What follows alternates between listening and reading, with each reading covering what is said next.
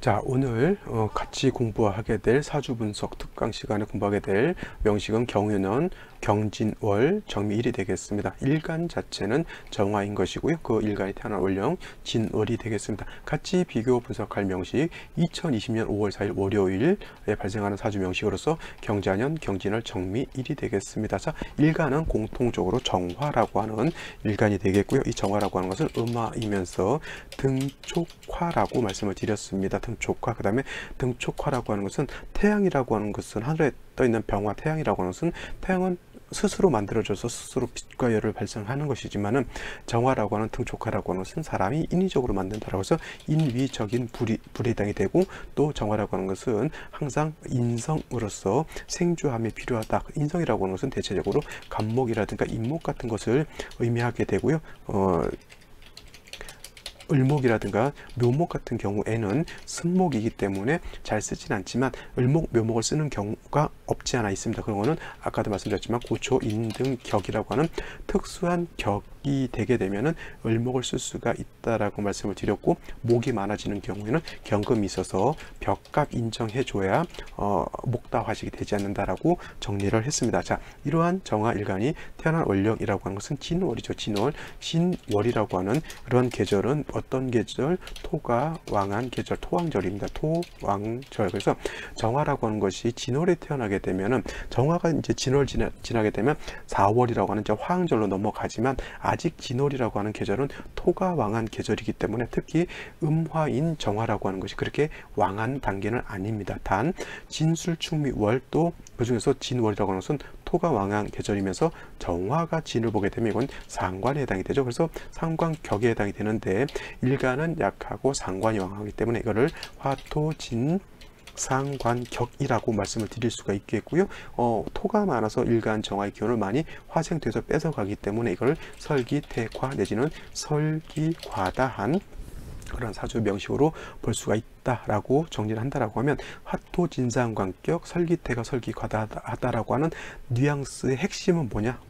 라고 하면 이것은 일간이 어떻게 때 신약하다라고 하는 것이 키포인트가 된다라고 하는 겁니다. 여러분들 그래서 뭐 화토진상관격 이렇게 놓고 내가 굉장히 글자가 수가 벌써 6글자 되는 굉장히 한자로 된 내가 용어를 알고 있어 이렇게 해서 뿌듯하게 생각할 것이 아니라, 화토진상관격을 말했을 때라고 하면 일간은 화가 된다라고 하는 것, 그 다음에 상관은 토가 된다라고 하는 것이고요. 그 다음에 진상관격이라고 하는 뜻은 상관이 왕하고 일간이 약하다. 그러면 결국은 뭐냐면 상관이 왕하기 때문에 신약하다라고 하는 것까지 추론을 하셔야 되는 거고요. 신약하기 때문에 반드시 인성이라든가 그 다음에 비견, 겁재로서 일간을 도와줘야 된다라고 하는 것까지 추론을 하셔야지만 화토진상관격, 진상관격을 충실히 이해하신 거고요. 설기태가 설기과다라고 하는 것도 화토 진상관격을 달리 표현한 것에 불과합니다. 그래서 설기가 많다라고 하는 뜻은 뭐예요? 나의 기운을 누군가가 뺏어가는 것이 태과하다, 심히 지나치다라고 하는 뜻이고, 과다라고 하는 것도 지나치게 많다라고 하는 것이죠. 그래서 설기태가 설기과다는 뭐예요? 똑같이 상관이 많아서 일간의 기운을 많이 빼간다. 상관뿐만 아니라 재성이 있으면 더더군다나 일간의 기운을 많이 빼간다라고 볼 수가 있겠습니다. 그래서 아까 먼저 이렇게 봤던 이 명식은 정화일간이 진월에 태어나가지고 화토진상관격에 일지에서 밑으로 보게 되니까 상관이 더 왕해지죠. 일간 3주까지만 놓고 봤을 때 일간 정화가 의시될 것이 없이 기운만 많이 빼가지고 토라고 하는 것이, 그 다음에 토라고 하는 것은 금을 생합니다. 그래서 따지고 보면 상관이 금을 생하니까 상관생재라고 볼 수 있겠지만, 상관생재 내지는 식신생재는 뭐예요? 일간이 감당할 수 있어야지만 상관생재, 식신생재 하는 것이지, 일간이 감당 못하면 상관생재, 식신생재 하더라도 그것은 나의 재물이 될 수 없다라고 하는 것이고, 결국 약한 일간이 상관생재에서 그 재성은 뭘 생합니까? 관살을 생하죠. 관살을 생하면 이 관살이라고 하는 것은 나를 극히하는 거죠. 내가 왕했을 때는 관살이 들이닥쳐도, 쉬운 말로 지금 코로나 19 때문에 사람들이 많이 힘들는데 이 코로나에 걸려서 좀 위중하거나 사망하는 사람들은 좀 지병이 있거나 면역력이 떨어지는 사람들이 한번 걸리면 좀 호되게 당하는 것이죠. 신체 건강한 장년층인 사람들이라든가 이런 사람들은 걸려도 조금 아프다가 그냥 조금 약 먹고 좀 며칠 쉬게 되면 코로나19라도 이렇게 금방 떨쳐낼 수가 있지만은 노약자층이라든가 어린 애기들 같은 경우에는 이런 거 걸리면 면역 체계가 약하기 때문에 큰 어려움을 당할 수가 있는 겁니다. 지금 이 상태가 일간 자체가 너무 약해 가지고 식상, 재성, 관사를 다 감당할 수 없죠. 결국 뭐예요? 일간이 생주를 받아야지만 이 사주를 내가 감당할 수 있다, 이렇게 보여지고, 아까도 그렇게 설명을 드렸죠 제가. 근데 이 명식 같은 경우에는 똑같이 정화가 진월에 태어났고요. 똑같이 일지에도 미토를 가지고 있어요. 국세가 여기까지 똑같죠. 그 다음에 연간에도 경금, 월간에도 경금, 똑같습니다. 근데 한 가지 차이가 뭐가 있어요? 여기는 자수가 있고요. 여기는 오화가 있다라고 하는 것이 차이가 있습니다. 그러면 이렇게 되면 어떤 사주, 요 3주까지만 놓고 봤을 때 어떤 게 더 좋습니까? 당연히 이게 더 좋은 거죠. 이것은 뭐예요? 이 정화가 의지할 데가 하나도 없잖아요. 근데 이 정화는, 이 정화라고 하는 것은 미에도 약간은 동원할 수 있지만 연지에 그래도 오화에 녹에 뿌리를 둘 수 있다라고 하면 이거는 그래도 조상의 음덕을 내가 받고 있다라고 이렇게 볼 수가 있는데, 결국 중요한 것은 화토가 많다라고 해서 많아서 이것도 뭐 상관생제 하지만 요거는 상관생제를 감당할 수 없는 전형적인 그런 생시지만 요건 또 오화가 있어서 어느 정도는 버팁니다. 그래서 나쁘진 않아요, 이렇게 되면. 근데 이제 생시에 따라서 어떻게 되느냐 이것이 문제인 것인데, 이러한 경우에는 토가 많아서 문제인 것이고 요거 하나만 있기 때문에 좀 약하죠. 그래서 이런 경우에도 화가 좀 오거나 이런 경우, 자 이렇게 한번 볼게요. 병오시가 된다라고 봤을 때, 이것도 병오시가 된다라고 봤죠. 이거는 자, 이 명식 같은 경우에는 병오시가 그래도 그나마 여기 나와 있는 생시들 중에서는 가장 좋은 생시고, 이거는 어느 운으로 가야 된다?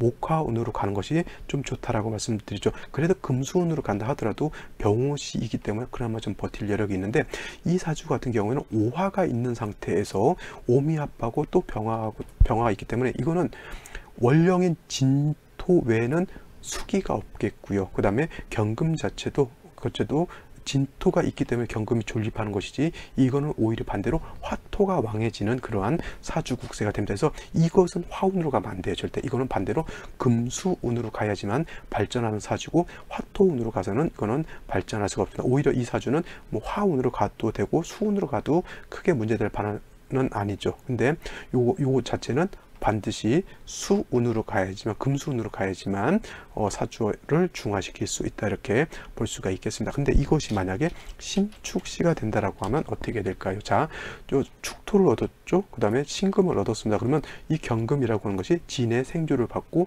금은 축의 뿌리를 내릴 수도 있어요. 근데 중요한 건 뭐냐면, 요 미토를 받기 때문에 축하고 축미충이 되죠. 충이 되게 되면은 축중에 있는 개수, 축중에 있는 신금이 어떻게 돼? 미토하고 충함으로 인해서 개수도 매몰돼 버리고, 축중에 있는 신금도 토에 매금돼 버립니다. 그러면 축중에 있는 개수, 신금은 쓸 수가 없겠고, 오히려 상관만 왕해지게 된다라고 하는 거고, 상관인 토가 왕해지게 되면 아무리 정화가 오의 뿌리를 뒀다 하더라도 화는 토를 생각하기 때문에 화의 기운이 많이 기를 많이 뺏어서 약화된다라고 하는 겁니다. 재성이라고 하는 것이 하나, 둘, 세 개가 있기 때문에 경우에 따라서 이거를 통변하는 사람들 중에서 재성이 많기 때문에 여자 복이 있다, 이렇게 볼 수도 있겠고, 어떤 분들은 재성이 몇 개예요? 하나, 둘, 세 개가 있으니까 이건 남자 사주, 결혼을 몇 번 한다? 3번 한다, 이렇게 보실 수도 있겠지만, 의외로 이 사주는 개인주의 내지는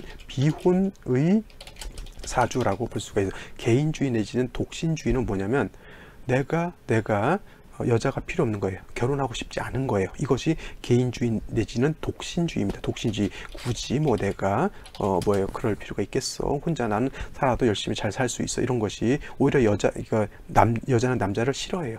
내가 왜 남자하고 살면서 밥 해주고 내가 그래야 돼. 여자 같은 경우 남자 같은 경우 왜 내가 뭐하러 여자라고 그래서 돈 벌어다 줘야 되고 비유 맞춰주고 해야 돼. 난 싫어. 나 혼자 살 거야. 이게 독신주의라고 하면, 비혼주의는 안일비자에다가 결혼 혼자 비혼. 그래서 이 안일비자에다가 혼인 혼자 이렇게 쓰게 되겠죠. 비혼주의는 뭐냐면 결혼해도 되고 안 해도 그만이에요. 근데 하고 싶은 마음이 없는 게 아니라 좋은 사람, 좋은 배우자 만나게 되면 어때요? 결혼할 의향이 있는데 결혼을 안 하는 건지 못 하는 건지 아직은 혼인 상태가 아닌 거죠. 비혼의 반대는 뭐예요? 기혼의 개념이에요. 기혼. 이미 결혼을 한 것이고요. 비혼은 결혼을 좋은 배우자를 만나면 할 수도 있는데 아직 그런 사람을 못 만났거나 하는 상태. 독신주의는 어떤 좋은 여자, 좋은 남자가 오더라도 나는 결혼을 안 하는 상태, 이런 거죠. 그래서 독신주의하고 개인주의가 아니라 독신주의로 지칭하는 것이 더 타당하겠네요. 독신주의, 그렇죠? 독신주의하고 비혼에서죠. 비혼주의하고는 다른 거고, 그 다음에 기혼이라고 하는 것은 결혼을 한 상태가 되겠죠. 그래서 이러한 사주 자체는 재성이 많아서 뭐 결혼을 3번 한다, 여자가 많다, 이런 것이 아니라 이 오화가 있다 하더라도 일간 자체가 과설되어 있기 때문에 재성이 있다 하더라도 그 재성을 내가 감당할 수가 없습니다. 그 다음에 충미충되어 있기 때문에 토가 아무리 금을 생한다 하더라도 이 금 자체도 뭐 토의 생존은 받는다 하더라도 뿌리를 두는 것은 아니기 때문에 가끔 뭐예요? 이 사주가 뭐라 했습니까? 제가 비혼 사주를 비혼주의라고 했잖아요. 결혼을 하려고 하는 마음은 있는데 이 사람은 만나는 여자가 어떻게 돼요? 나한테 마음에 드는 여자를 만나는 것이 아니라 자꾸 그냥 만났는데 마음이 안 가는 그러한 스타일의 여자를 만나게 된다라고 하는 겁니다. 그러면 이 사주가 예를 들어서 갑신을류대운 가게 되면은 좋은 여자를 만날까라고 볼 수 있겠지만은 이거 자체 갑신을류 가게 되더라도 이때는 금이 너무 왕해지게 되죠. 목이라고 하는 것은 뿌리가 없이 들어와서 정화 자체를 생할 수는 없지만 갑신을류 오게 되면은 이 왕금이 어떤 현상을 벌이냐면 이 목을 갖다가 나의 인성을 갖다가 파극시켜 버리는 역할을 해요. 그러면 이 재성이 나한테 좋은 역할을 하는 것이 아니라 나를 생존해 주려고 오는 인성, 갑목, 을목 같은 경우를 얘네들이 공격을 하는 거죠. 예를 들면 이런 거예요.